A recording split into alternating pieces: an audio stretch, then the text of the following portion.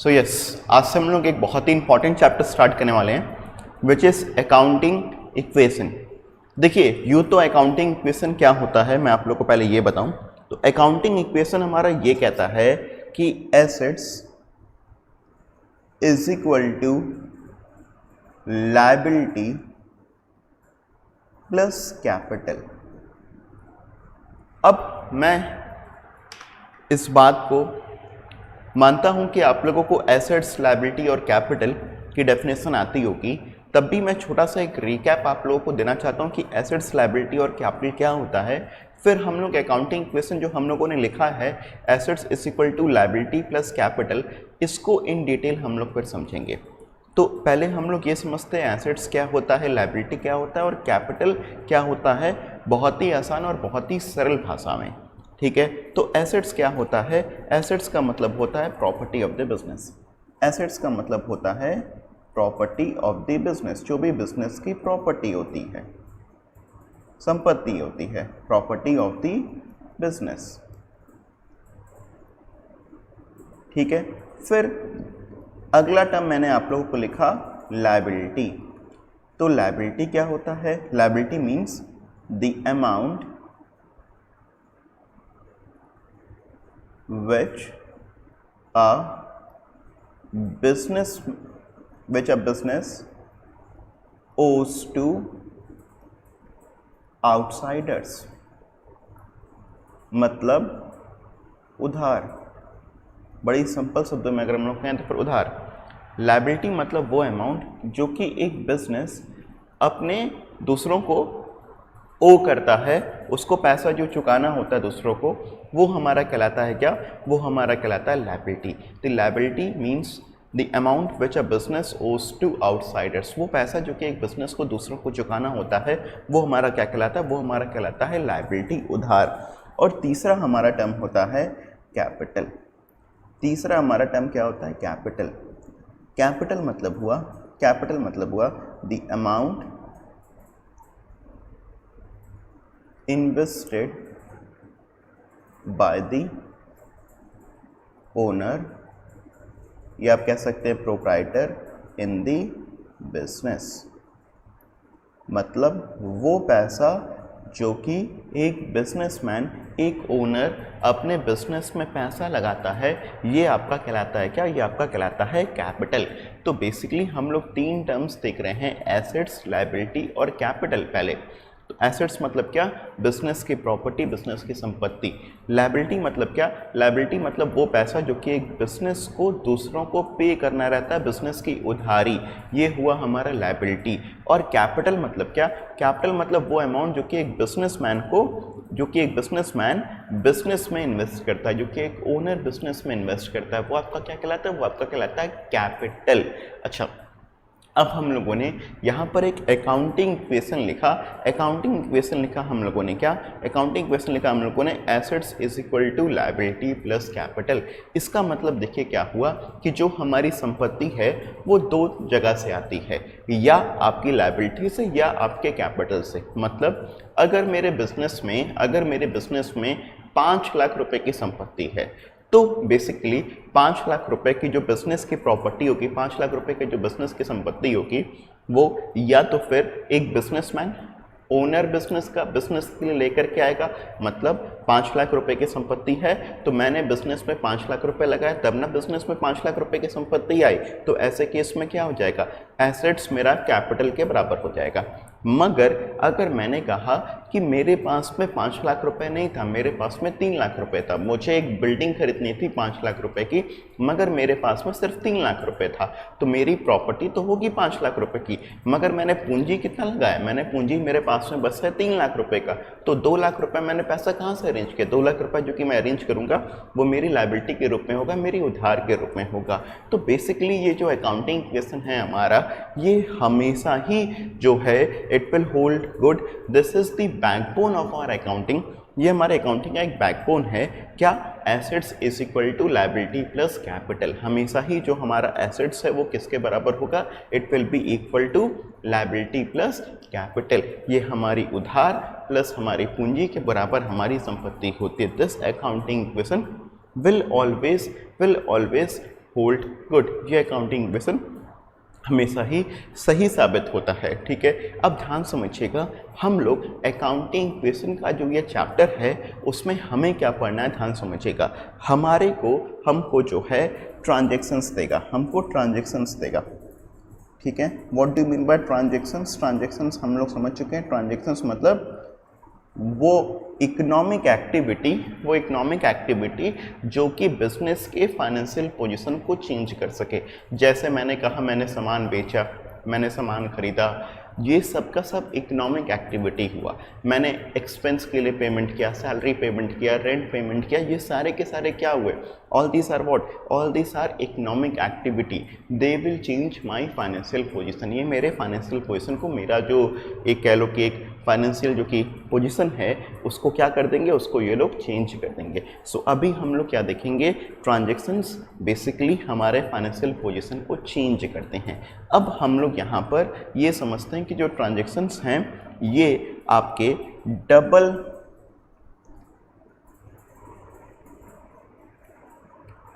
Entry system, या हम लोग कह सकते हैं कि डुअल एक्सपेक्ट कंसेप्ट। हम लोगों ने इसके पहले डुअल एक्सपेक्ट कंसेप्ट भी पढ़ा है। डुअल एक्सपेक्ट कंसेप्ट हमारा क्या कहता है, हमारा अकाउंट्स इस डुअल एक्सपेक्ट कंसेप्ट पर ही बेस्ड होता है। हमारा अकाउंट्स में ये डुअल एक्सपेक्ट कंसेप्ट ये कहता है कि every transaction will affect at least two accounts, ठीक है। If one is debited, the other will be credited. Right now I'm not going into that. Debit credit पर अभी मैं नहीं जा रहा, मगर हम डुअल एक्सपेक्ट कंसेप्ट में ये सीखते हैं कि हर ट्रांजैक्शन हमारा कम से कम 2 अकाउंट्स को अफेक्ट करेगा, और इसी डुअल एक्सपेक्ट कंसेप्ट के ही कारण हमारा अकाउंटिंग इक्वेशन बनाया गया। मैं फिर से रिपीट कर दूं, मैंने अभी क्या क्या कहा। मैंने अभी आप लोगों को पहले एसेट्स की डेफिनेशन बताया, फिर मैंने आप लोगों को लायबिलिटी की डेफिनेशन बताया, फिर मैंने आप लोगों को कैपिटल की डेफिनेशन बताया, जो कि आप लोग ऑलरेडी जानते हैं, सिर्फ मैंने एक बार और ब्रीफ आउट कर दिया आप लोगों को। फिर मैंने कहा कि इस अकाउंटिंग इक्वेशन के चैप्टर में हम लोग बेसिकली ट्रांजैक्शंस के इफेक्ट से, जो ट्रांजैक्शंस का इफेक्ट होगा उससे डुअल एक्सपेक्ट कंसेप्ट को प्रूव करेंगे। हम फिर से रिपीट कर रहे हैं, हम ट्रांजैक्शंस का जो इफेक्ट होगा उससे डुअल एक्सपेक्ट कंसेप्ट को प्रूव करेंगे कि डुअल एक्सपेक्ट कंसेप्ट होता है, और डुअल एक्सपेक्ट कंसेप्ट होने के बाद में भी हमारा अकाउंटिंग इक्वेशन हमेशा से फॉलो होगा। मतलब assets is equal to liabilities plus capital. जैसे मैंने आपको बताया कि हर ट्रांजैक्शन हमारा अफेक्ट करेगा क्या, एटलीस्ट 2 अकाउंट्स, ये बोलता है हमारा डुअल एक्सपेक्ट कंसेप्ट। एक बार हम लोग बात को समझते हैं क्या। जैसे सपोज करो मेरा एक ट्रांजैक्शन हुआ, मैंने एक ट्रांजैक्शन किया, क्या, I have started business with cash of ₹50,000। मैंने कहा ये हमारा एक बिजनेस ट्रांजैक्शन है, क्या, started business with cash of ₹50,000।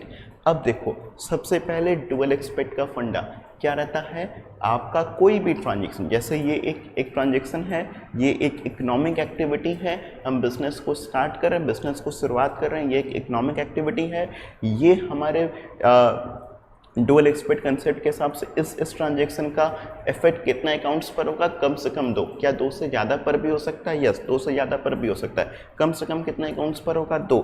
तो अगर इसका इफेक्ट 2 अकाउंट्स पर होगा तो इसका इफेक्ट कौन कौन से अकाउंट्स पर होगा ये भी समझो। तो started business with cash of ₹50,000, इसका इफेक्ट हमारा ये होगा कि जब भी हम बिजनेस स्टार्ट करेंगे कैश से, तो एक तो हमारे बिजनेस में कैश इफेक्ट होगा, और क्योंकि बिजनेस स्टार्ट करने वाला कौन होता है, बिजनेस स्टार्ट करने वाला ओनर होता है, प्रोप्राइटर होता है, और वो जो पैसा बिजनेस में लगाता है वो कहलाता है कैपिटल। प्लीज़ ध्यान समझना, जो बिजनेस स्टार्ट करने वाला होता है वो ओनर होता है, प्रोप्राइटर होता है, और वो जो पैसा बिजनेस में लगाता है वो कहलाता है capital. So started business with cash of ₹50,000। इससे हमारे दो अकाउंट्स अफेक्ट होंगे, एक होगा कैश और एक होगा कैपिटल। अब ध्यान समझिएगा, कैश मेरा एसेट्स है, कैश क्या है, मेरा एसेट्स है। अगर हम लोग देखें तो इसके बाद में होगा क्या कि मेरा एसेट्स में मेरे पास में कैश आ जाएगा, एसेट्स में मेरे पास में कैश आ जाएगा। कितने का मेरे पास में कैश आ जाएगा, एसेट्स मेरे पास में कैश आ जाएगा मेरे पास में 2 लाख रुपए का। अब मैंने कहा मुझे इक्वेशन प्रूफ करना है, assets is equal to liability plus capital का इक्वेशन मुझे प्रूफ करना है। अच्छा, अब ध्यान से समझो मेरी बात को, क्या मेरा लायबिलिटी इस पूरे ट्रांजैक्शन से इफेक्ट होगा? कुछ भी इफेक्ट नहीं होगा, लायबिलिटी तो मेरा कोई फ़र्क नहीं पड़ा, उधार तो कुछ था ही नहीं, उधार तो कुछ आया ही नहीं। मगर मैं बात करूं तो मेरा कैपिटल यहाँ पर बढ़ जाएगा। कितने से मेरा कैपिटल यहाँ पर बढ़ जाएगा? 2 लाख रुपए से यहाँ पर मेरा कैपिटल बढ़ गया।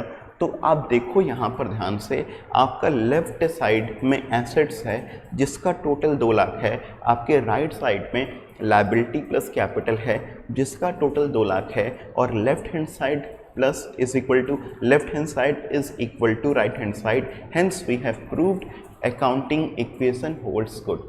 ऐसे ही करके हम लोग और भी कई सारे ट्रांजैक्शंस पढ़ेंगे जिसमें आप देखोगे कि ट्रांजैक्शंस तो होंगे मगर अकाउंटिंग इक्वेशन जो कि है आपका assets is equal to liabilities plus capital, ये आपका हमेशा अप्लाई करेगा।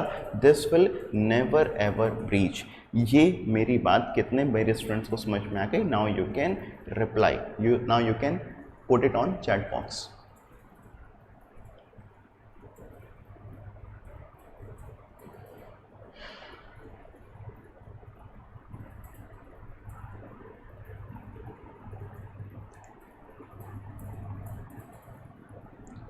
ये मैंने एक एग्जाम्पल लिया प्रियांशु की कैपिटल 2 लाख है, कैपिटल अपने को दिया रहेगा क्वेश्चन में कितना कैपिटल से प्रोप्राइटर बिजनेस लेकर के आ रहा है, तो ये तो हमको ऑब्वियसली दिया रहेगा।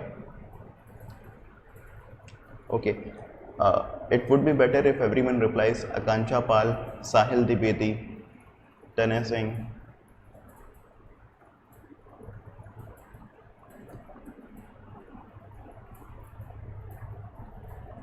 ट्रांजैक्शंस में फिर से एक बार बताऊं, yes I will give you plenty of examples, I will give you plenty of examples. Shubham Agarwal, don't you worry. Himanshu Singh, एक बार और मैं समझाता हूँ। ट्रांजैक्शंस मतलब क्या होता है?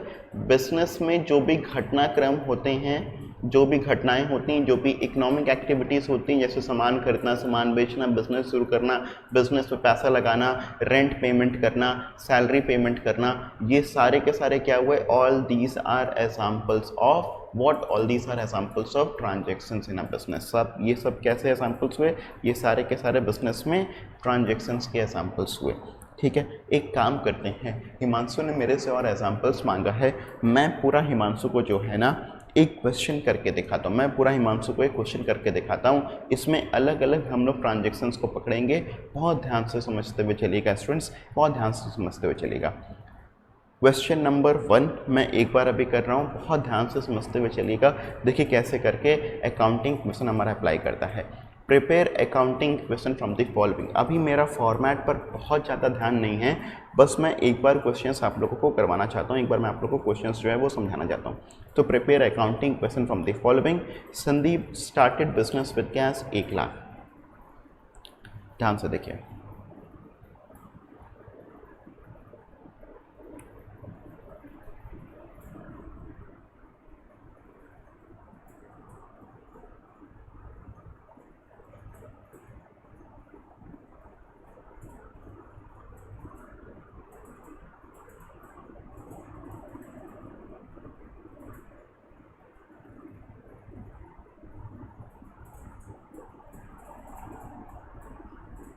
ठीक है।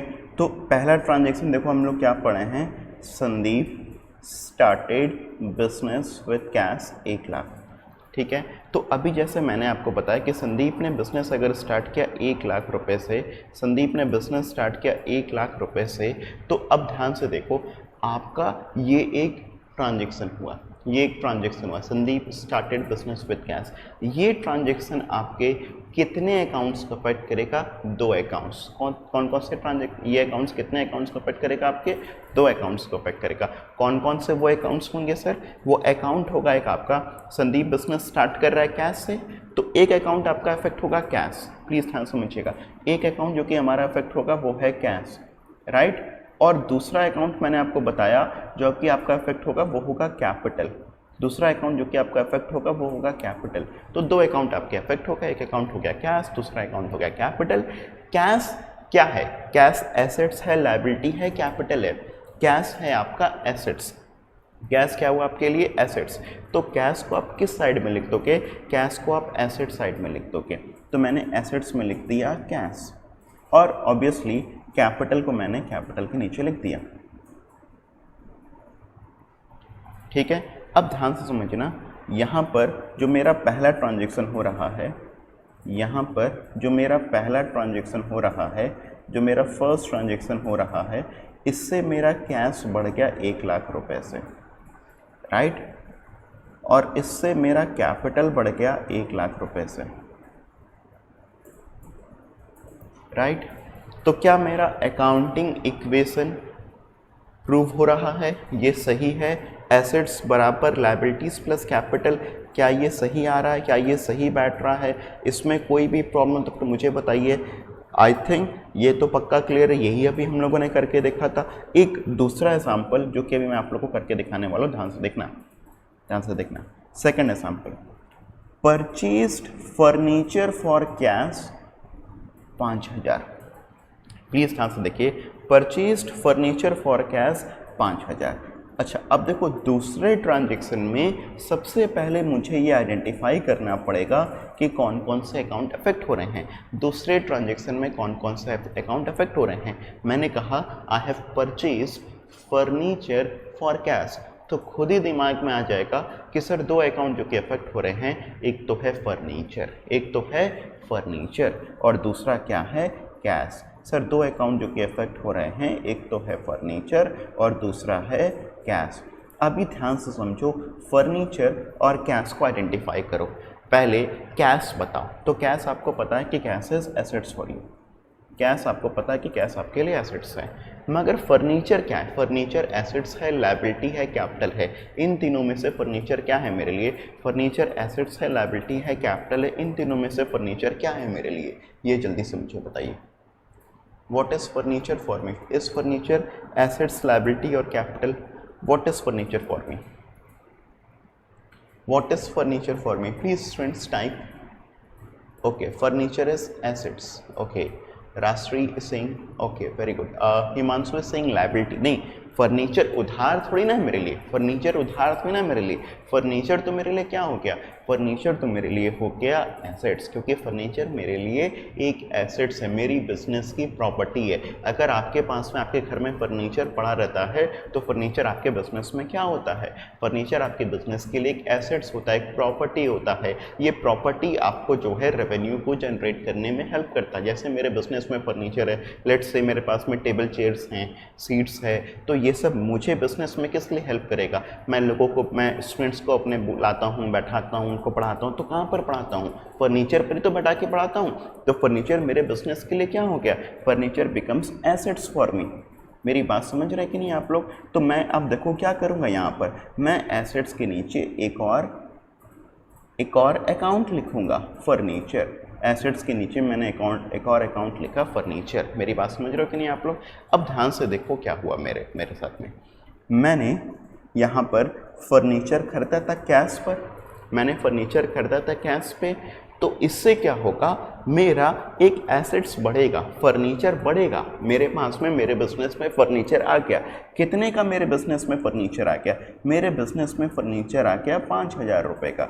मेरे बिजनेस में फर्नीचर आ गया 5000 रुपये का, राइट। मेरे बिजनेस में फर्नीचर बढ़ गया 5000 रुपये का। मगर मेरे बिजनेस से कैश चला जाएगा, मेरे बिजनेस से कैश चला जाएगा। कितने रुपीस का मेरे बिजनेस से कैश चला जाएगा? मेरे बिजनेस से कैश चला जाएगा 5000 रुपये का। ये 5,000 रुपये मेरे बिजनेस से कैश चला गया। मेरे बिजनेस में फर्नीचर तो आ गया मगर मेरे बिजनेस से कैश चला गया। आप देख रहे हैं एक ट्रांजैक्शन दो अकाउंट्स को अफेक्ट किया, किसको? फर्नीचर को और कैश को। फर्नीचर बढ़ा, कैश घटा, फर्नीचर बढ़ा, कैश घटा। अब देखो मैंने 5,000 रुपये फर्नीचर में प्लस किया, कैश में 5,000 रुपये माइनस कर दिया। अब देखते हैं टोटल क्या इफेक्ट आ रहा है। अब देखते हैं टोटल क्या फर्क पड़ रहा है।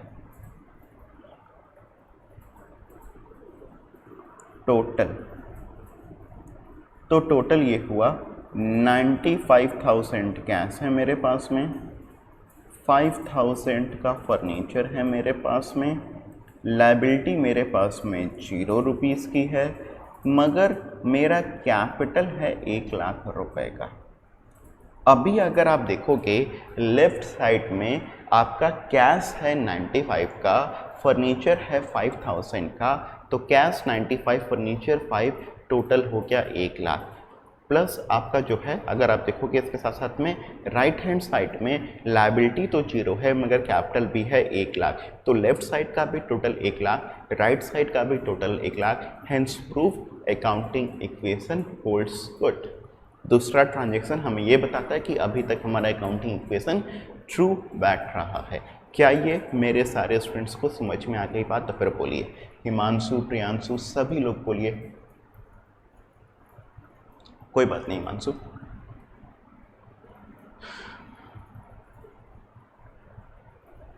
प्रियांशु, श्रेयांश,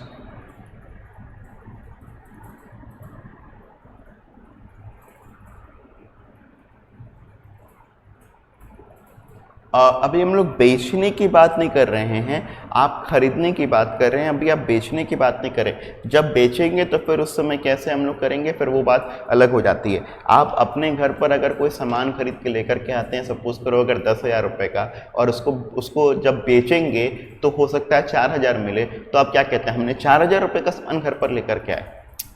आप अगर सपोज करो आप अगर कोई मोबाइल खरीदते हो 50,000 रुपये का और अगर उसको बेचोगे तो 20,000 रुपये मिलेगा, तो अपने फ्रेंड से क्या बताते हो? हम 50,000 रुपये का मोबाइल खरीदे या 20,000 रुपये का मोबाइल खरीदे? विवेक बताइए। Shubham Agrawal is saying sir capital में 1,00,000 रुपये कैसे लिखा है, समझ में नहीं आया। शुभम देखिए ना, स्टार्टिंग में पहले ट्रांजैक्शन में ही 1,00,000 रुपये लिखा हुआ था मेरे पास में। स्टार्टिंग में ही पहले ट्रांजैक्शन में 1,00,000 रुपया था मेरे पास में, तो वही 1,00,000 रुपया मैंने यहाँ पर लिख दिया। हमने जो बिजनेस स्टार्ट किया था कैश में, तो मैंने आपको बताया था कि दो अकाउंट आपके इफेक्ट होते हैं। एक अकाउंट इफेक्ट होता है आपका कैश, दूसरा अकाउंट इफेक्ट होता है आपका कैपिटल।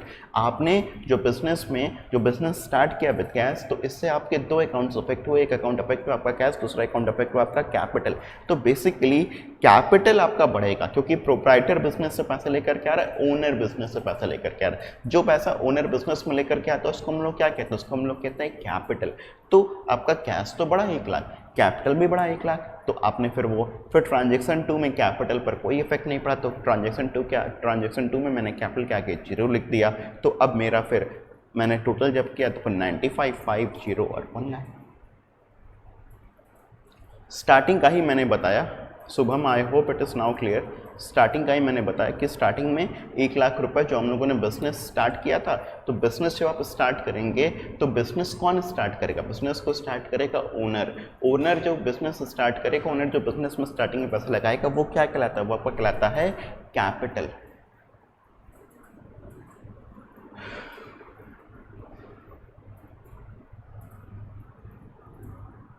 चलो फिर नेक्स्ट ट्रांजैक्शंस पर आते हैं। नेक्स्ट थर्ड ट्रांजैक्शन हमारे लिए purchased goods for cash 20,000। Please ध्यान समझिएगा, हमने यहाँ पर गुड्स खरीदा फॉर कैश। प्लीज़ ध्यान समझिए, हमने यहाँ पर गुड्स खरीदा फॉर कैश। तीसरा ट्रांजैक्शन बहुत ध्यान से देखिएगा, हमने यहाँ पर गुड्स खरीदा for cash, purchased goods for cash. जब आप गुड्स खरीदते हैं कैश पर तो बेसिकली एक तो चीज़ सिंपल सी बात है, गुड्स खरीदा किस पर? कैश पर। तो एक ट्रांजैक्शन, एक अकाउंट तो समझ में आ गया इस ट्रांजैक्शन का। कौन सा अकाउंट होगा? एक तो होगा कैश, दूसरा अकाउंट कौन सा होगा? ध्यान समझिएगा, एक अकाउंट तो हो गया कैश, दूसरा अकाउंट कौन सा होगा मेरे लिए? तो दूसरा अकाउंट जब हम गुड्स खरीदते हैं तो आपके पास में स्टॉक आता है। जब आप गुड्स खरीदते हैं तो फिर आपके पास में क्या आता है? स्टॉक आता है। जैसे आप लोग अपने पेरेंट्स को भी सुनते होंगे, अरे मेरे पास में 5,000 रुपये का स्टॉक है, मेरे पास में 50 लाख रुपए का स्टॉक है, अलग अलग। तो बेसिकली जब भी आप गुड्स परचेज करते हैं तो फिर आपके पास में क्या आता है? आपके पास में आता है स्टॉक। तो आपके पास में क्या आएगा? दूसरा अकाउंट जो कि इफेक्ट होगा स्टॉक। प्लीज़ ध्यान समझिएगा, ये मैंने किसकी जगह पर लिखा है? ये गुड्स की जगह पर लिखा है। जैसे आपने फर्नीचर खरीदा तो आपने कहा फर्नीचर, मगर आप गुड्स की जगह पर क्या लिखोगे? आप गुड्स की जगह पर गुड्स नहीं लिखोगे, आप गुड्स की जगह पर क्या लिखोगे? आप लिखोगे स्टॉक लिखोगे। तो देखो ध्यान समझो, कैश तो आपका एसेट हो गया, कैश तो आपका एसेट्स हो गया, ये तो हमको पता है, ठीक है। अब मेरे को ये बताओ कि स्टॉक या गुड्स मेरे लिए क्या हो गया? एसेट लायबिलिटी, एसेट कैपिटल, क्या हो गया? एसेट्स है, लायबिलिटी है, कैपिटल है, तीनों में से बताओ क्या है? एसेट्स है, लायबिलिटी है, कैपिटल है, तीनों में से बताओ क्या है?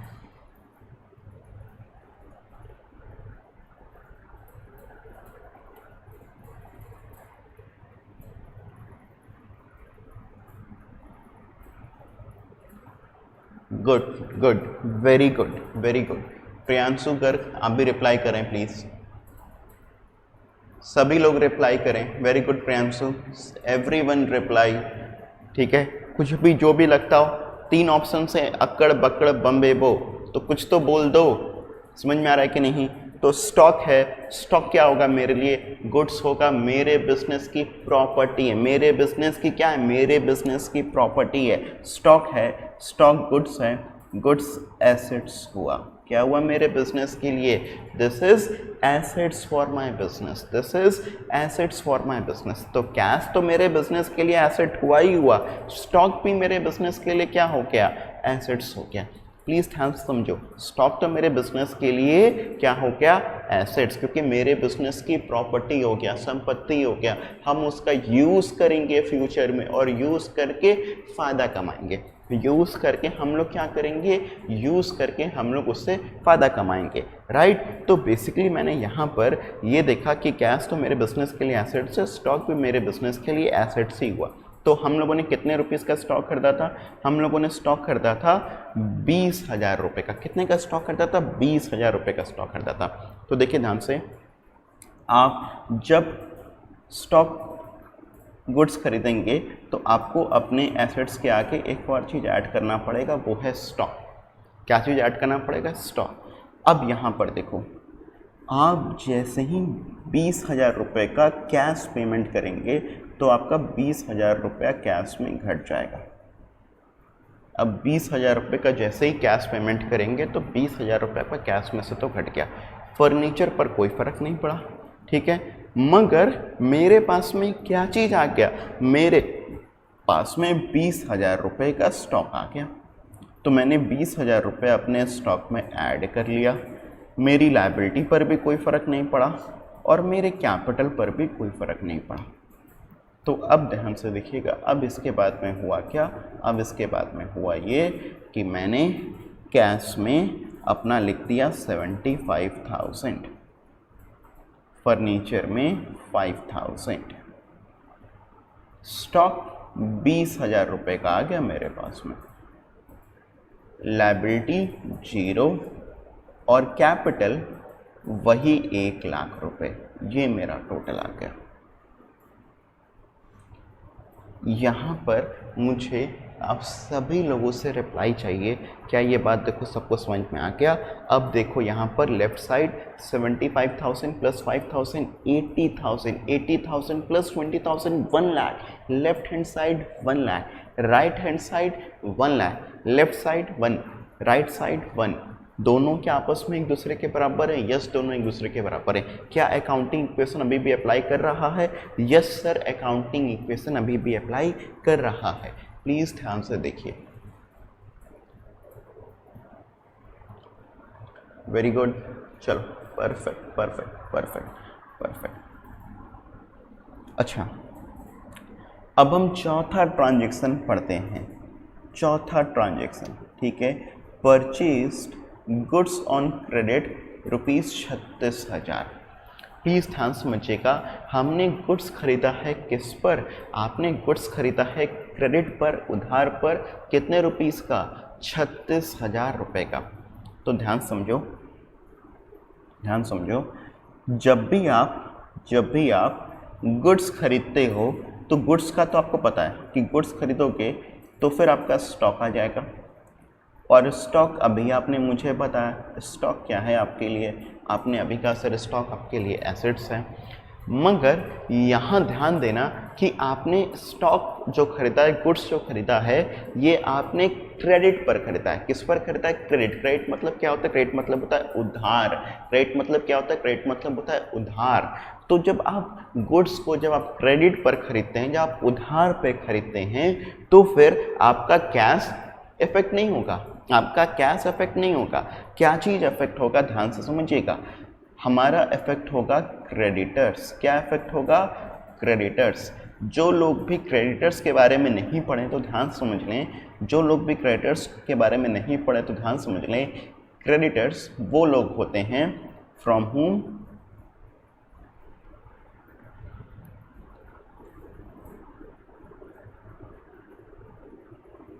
whom goods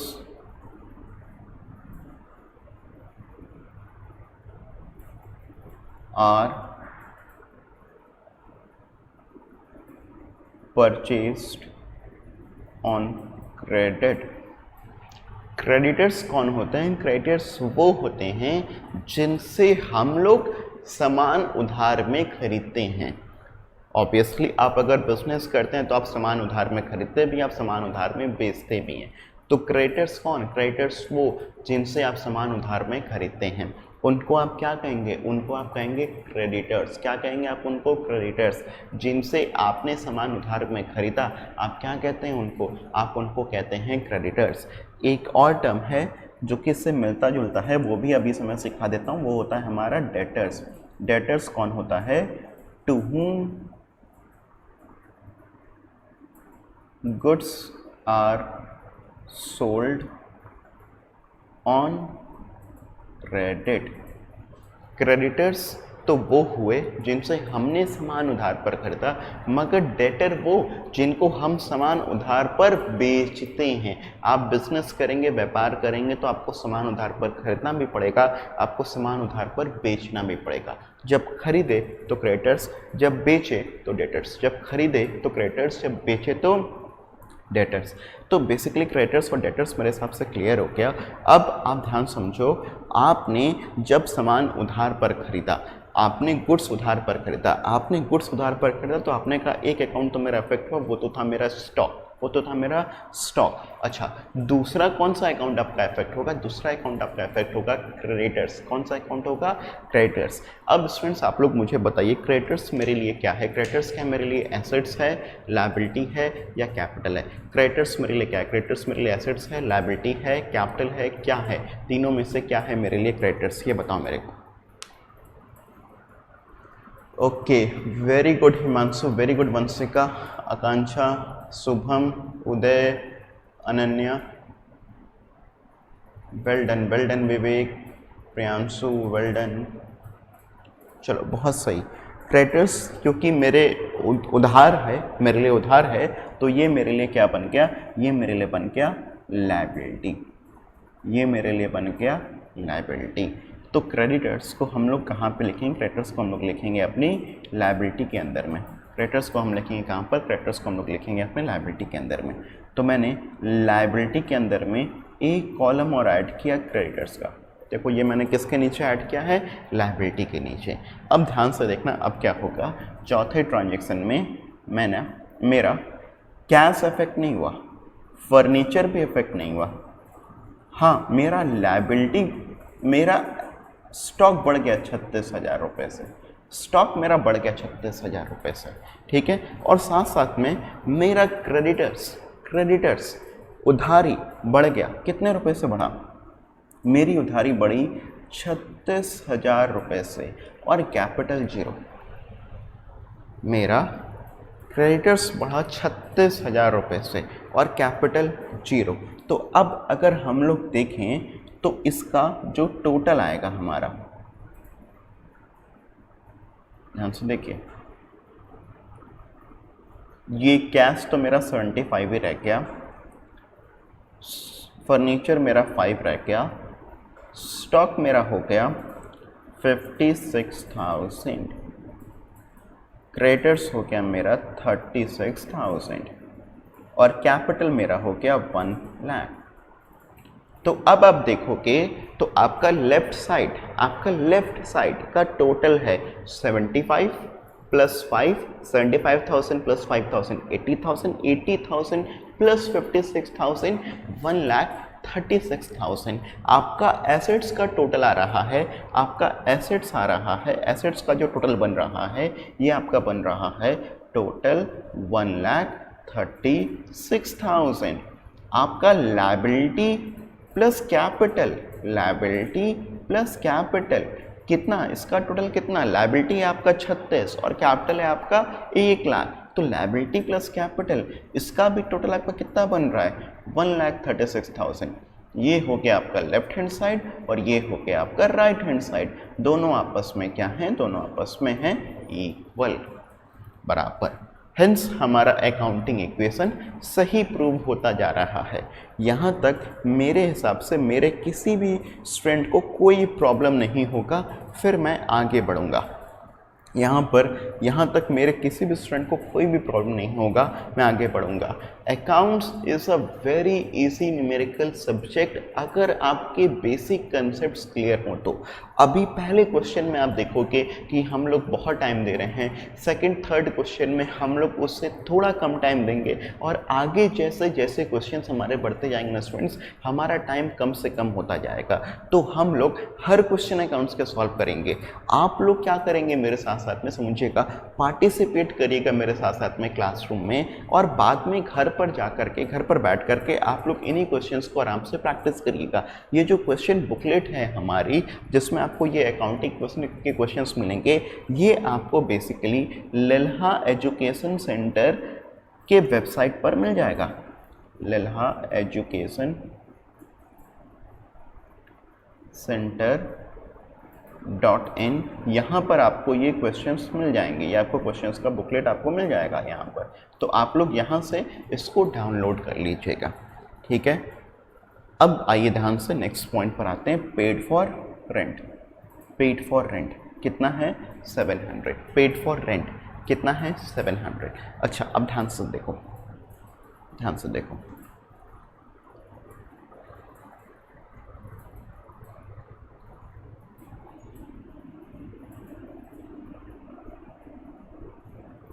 ध्यान से देखो, पेड फॉर रेंट है, क्या लिखा हुआ है, पेड फॉर रेंट। तो पेमेंट किए हैं, पेमेंट करेंगे तो क्या आएगा, पेमेंट करेंगे तो फिर कौन सा अकाउंट आएगा। जिसके पास ऑब्वियसली डिकीक्वल की बुक है वो अपनी बुक को रेफर कर लेगा। जिसके पास बुक ऑलरेडी अवेलेबल है वो बुक से रेफर कर लेगा।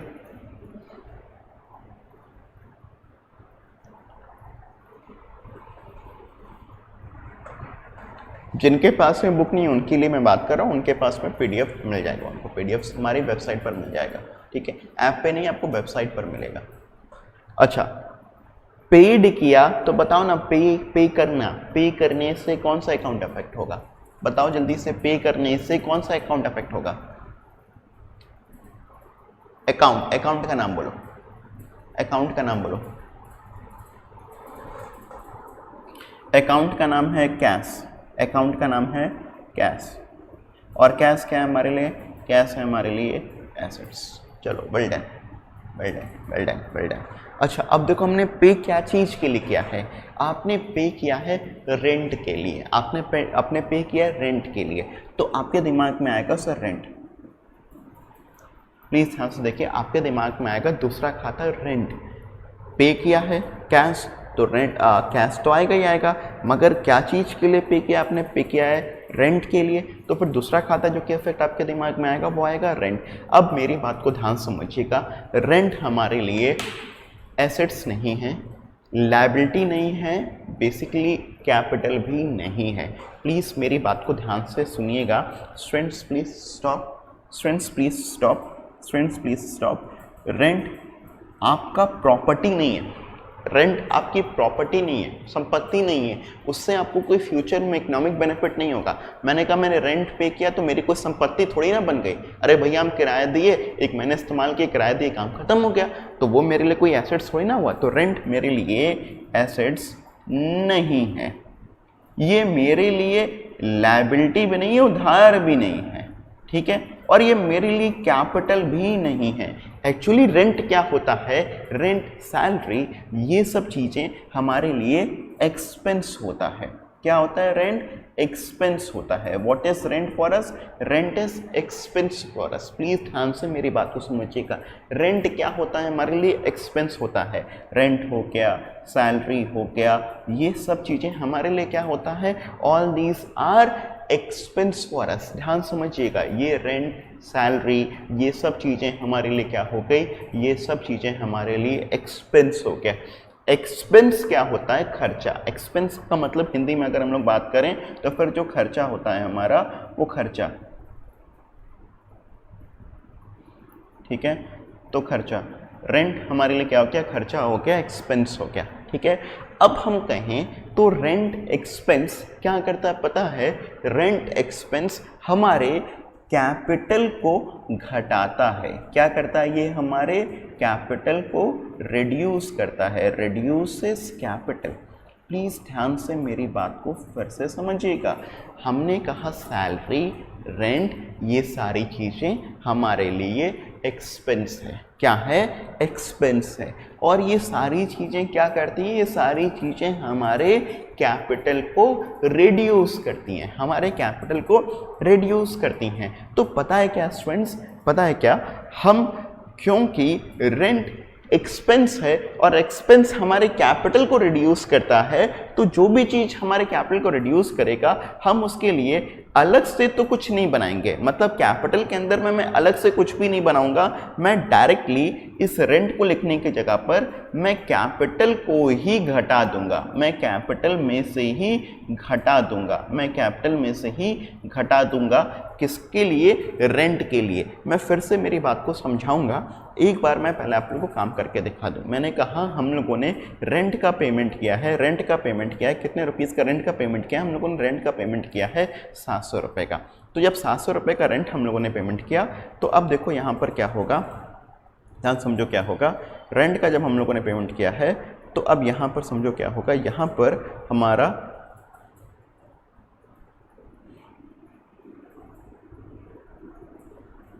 कैश तो घटा 700, हमारे फर्नीचर पर कोई फर्क नहीं पड़ा, हमारे स्टॉक पर भी कोई फर्क नहीं पड़ा, हमारे क्रेडिटर्स पर भी कोई फर्क नहीं पड़ा।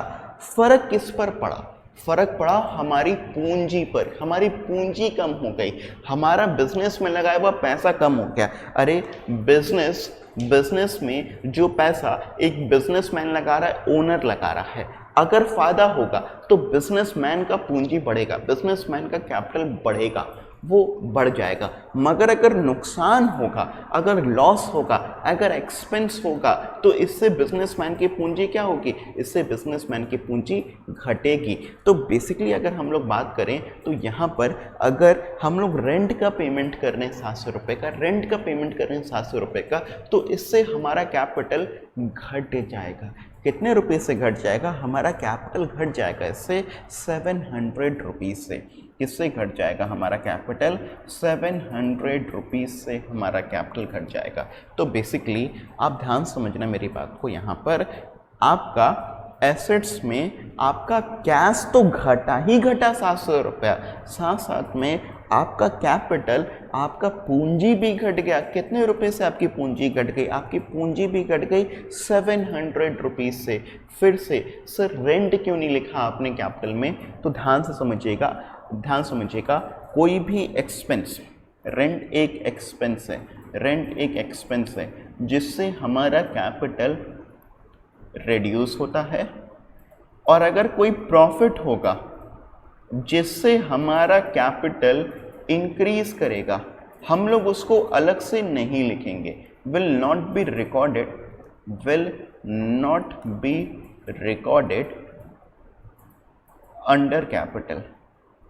आप उसको कैपिटल के अंडर में नहीं लिखेंगे, जस्ट आप उसको क्या करिएगा, जस्ट आप उसको ऐड या माइनस कर दीजिएगा, जस्ट ऐड और subtract from capital, just add या माइनस कर दीजिएगा अपने कैपिटल में से। बहुत आराम से समझा रहा हूँ स्टूडेंट्स, बहुत आराम से समझा रहा हूँ, बहुत आराम से आप लोग भी समझिएगा। क्या मैंने कहा, कोई एक्सपेंस है जिससे कैपिटल हमारा घटेगा तो सीधे कैपिटल में से माइनस कर देना, कैपिटल के अंदर में कोई हेडिंग नहीं बनाना। फिर वैसे ही मैंने कहा कोई अगर प्रॉफिट होगा जिससे आपका कैपिटल बढ़ेगा तो फिर उसको भी कैपिटल को सीधे ऐड कर देना, ऐड कर देना कैपिटल में वो प्रॉफिट, मगर उसको कैपिटल के अंदर में सेपरेटली अलग तरीके से हम लोग रिकॉर्ड नहीं करते हैं। तो रेंट क्या है हमारे लिए, रेंट हमारे लिए एक्सपेंस है जो कि हमारे कैपिटल को घटाएगा। तो मैंने कैपिटल में से इसको घटा दिया, इसको माइनस कर दिया। प्लीज़ ये मेरे को फंडा बताइए, क्या मेरे सभी स्टूडेंट्स को ये फंडा क्लियर हो गया? तो फिर हम लोग आगे बात करें।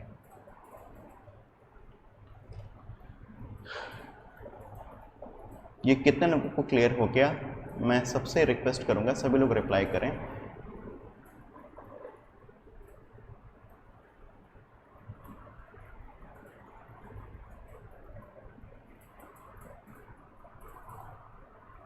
अच्छा, हिमांशु भी पूरा क्लियर नहीं हुआ, कोई बात नहीं हिमांशु, ध्यान से देखिएगा।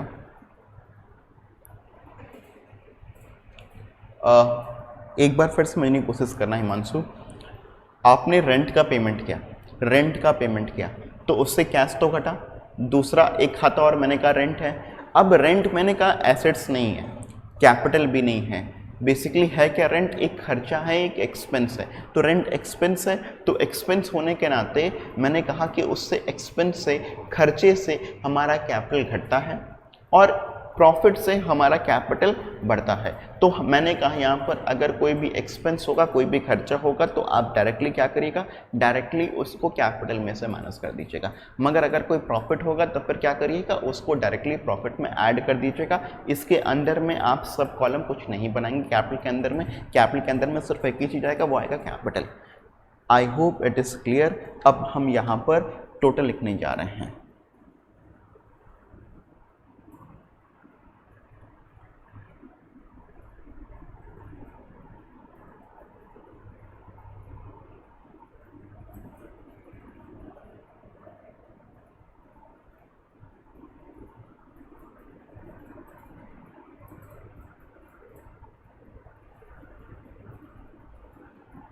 अब आपको दिखाई देगा कि अभी भी आपका जो टोटल आ रहा है दोनों साइड का वो एक बराबर आ रहा है। आपका लेफ्ट साइड का जो टोटल आ रहा है ये आ रहा है 1,35,300 करके आप लोग देख लीजिएगा, 1,35,300। उतना ही आपके राइट साइड का भी टोटल आ रहा है, इट इज़ ऑल्सो 1,35,300, 1,35,300। प्लीज़ ध्यान समझिएगा, दोनों साइड का टोटल कितना आ रहा है, 1,35,300। अब आगे आइए,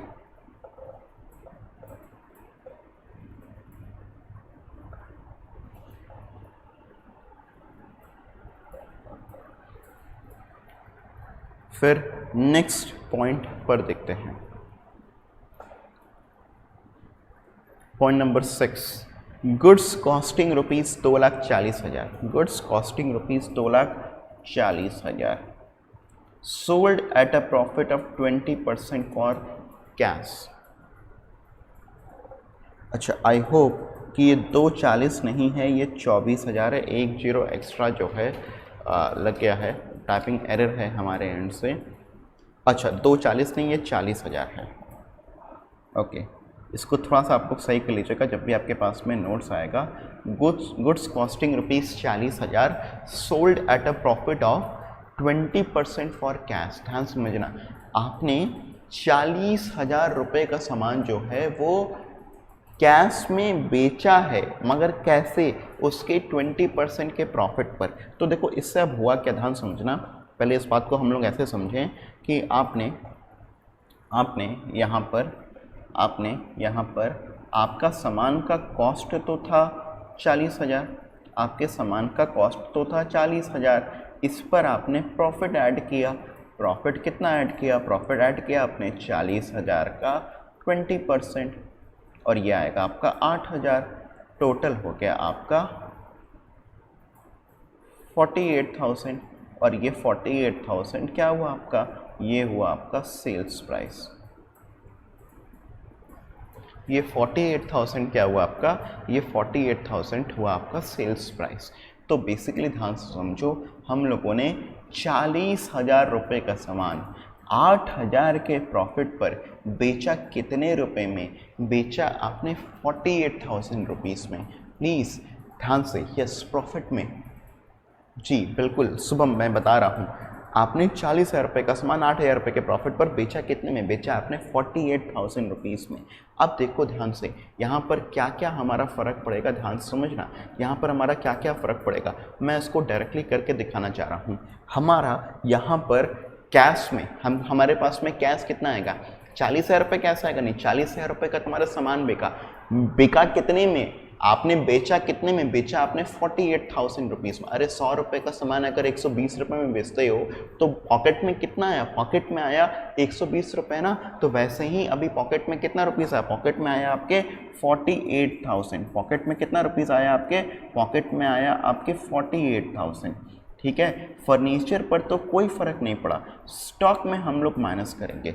किस में माइनस करेंगे? स्टॉक में हम लोग माइनस करेंगे। और स्टॉक में हमारा माइनस कितना होगा? स्टॉक में हमारा माइनस होगा 40,000। हमारे पास से स्टॉक गया 40,000 रुपीज़ का। हमारे पास से स्टॉक गया कितने रुपीज़ का? स्टॉक गया हमारा 40,000 रुपीज़ का। फिर से समझिए, हमारे बिजनेस में अगर हमने 40,000 रुपये का सामान 20% के प्रॉफिट पर, 40,000 रुपये का सामान आपने 20% के प्रॉफिट पर मतलब 48,000 रुपीज़ का बेचा, तो आपके पास में तो कैश तो आया। कैश कितना है? कैश आया 48,000 का। मगर स्टॉक कितने का गया? स्टॉक तो गया 40,000 रुपये का। सामान तो था हमारे पास में 40,000 रुपये का। सर 8,000 रुपये का हमको फ़ायदा भी हुआ। जो 8,000 रुपये का फ़ायदा हुआ ना आपको, आप क्या करोगे? उसको आप अपने कैपिटल में ऐड कर दोगे। जो 8,000 रुपये का आपको फ़ायदा हुआ उसको आप अपने कैपिटल में ऐड कर दोगे। तो 8,000 रुपये आपने अपने कैपिटल में ऐड कर दिया। You have added 8,000 rupees in your capital. अब देखो यहाँ पर, अब हमारा क्या चीज़ फ़र्क पड़ा? अब यहाँ पर बेसिकली आपको आ जाएगा टोटल। फिर से ध्यान से मेरी बात को समझ लेना। हमने यहाँ पर किया क्या? हमारा यहाँ पर 40,000 रुपये का स्टॉक था। स्टॉक कितने का था? सामान कितने का था? सामान था 40,000 रुपये का। कितने में बेचे? 48,000। तो सर स्टॉक तो 40 का ही गया, मगर कैश कितने का आया? कैश आया सर 48,000 का। सर 8,000 रुपये क्या हो गया? 8,000 रुपये हमारे लिए प्रॉफिट हो गया। जो आपके लिए प्रॉफिट हो गया उसको आपने अपने कैपिटल में ऐड कर दिया, तो फिर आपका ऐड हो गया 8,000 रुपीज़। अब किस में ऐड हो गया? कैपिटल में ऐड हो गया। देखो ना, ये जो कॉस्ट है आपका, इसको आपने अपने स्टॉक में से माइनस किया, राइट। प्रॉफिट है, इसको आपने अपने कैपिटल में प्लस किया, और जो ये 48,000 है इसको आपने अपने कैश में प्लस कर दिया। तो अब ये हुआ हमारा। अब ध्यान से देखिएगा, अब ये आया हमारे लिए कितना? 1,22,300,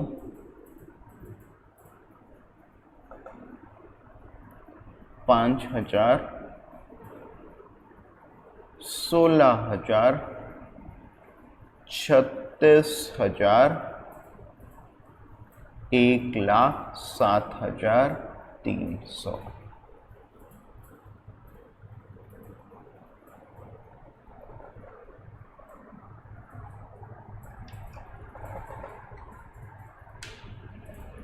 ठीक है।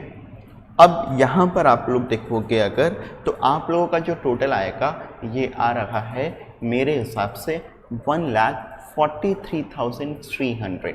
लेफ्ट साइड का भी राइट साइड का भी 1,43,300 300। आप लोग भी एक बार अपने आप से टोटलिंग कर लीजिएगा। इसको देखिए, क्वेश्चन नंबर 1 क्या सभी मेरे स्टूडेंट्स को क्लियर हो गया?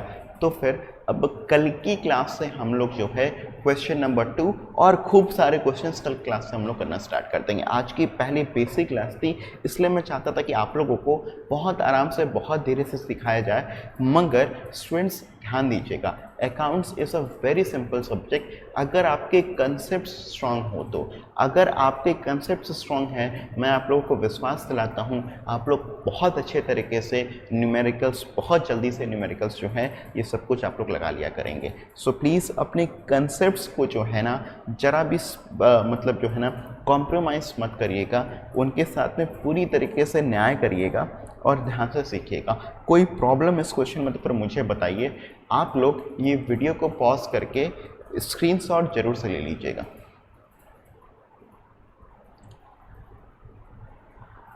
We had some theory basic classes, but ये एकदम फ्रेश बैच है हमारा, तो जो भी स्टूडेंट्स ऐसे ज्वाइन कर रहे हैं I take their full responsibility कि उनको पूरी तरीके से पूरी चीज़ें जो है वो समझ में आएंगी।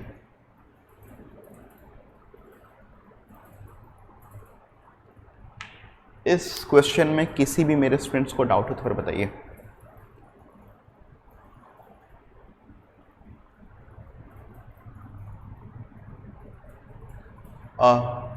You already have the office number. You can call on our office number, जो मैंने नंबर आप लोगों को दिखाया भी था 9305907823। आप लोग ऑफिस के नंबर पर कॉल कर सकते हैं and you can ask any of your doubts. In fact normally ये व्हाट्सएप नंबर भी मैं ही यूज़ करता हूँ। सो आप इस नंबर पर जो है आपकी कोई भी डाउट्स हो, कोई भी क्वेरी हो तो आप लोग जो है इस पर पूछ लीजिए। चलिए, okay, great experience teaching you all. I think मतलब जो है मुझे बहुत आगे मज़ा आने वाला है आप लोगों को पढ़ा करके। You all are very good students. एक बात और ध्यान रखिएगा, क्लास 10 तक की पढ़ाई का जो रिलेवेंस होता है स्टूडेंट्स, हमारे क्लास 11th में जब हम कॉमर्स ऑप्ट करते हैं तो वो ख़त्म हो जाता है। तो अगर आप एक मीडियोकर स्टूडेंट भी थे या उससे भी बिलो थे ना, तो आप लोग बहुत अच्छा कर सकते हैं अगर आप लोग अब ध्यान दें तो बिल्कुल परेशान मत होइएगा अपने 10th के रिजल्ट्स को लेकर के। किसी का भी कुछ भी रिजल्ट रहा हो, इतना फुल कॉन्फिडेंस रखिएगा कि आप लिल्हा एजुकेशन सेंटर के साथ में अगर जुड़ते हैं तो आपको हम लोग बहुत बेसिक से पढ़ाएंगे, बहुत कंसेप्चुअल तरीके से पढ़ाएंगे और आपके बेसिक्स और कंसेप्ट से भी स्ट्रांग होंगे। देन आपको अच्छा स्टूडेंट बनने से कोई भी नहीं रोक सकता। आप डेफिनेटली लाइफ में सक्सीड करेंगे। तो स्टूडेंट्स बहुत प्यार से और बहुत आराम से हम लोग जो है क्लासेस को आके अपने पढ़ेंगे। Okay, bye bye, take care, thank you.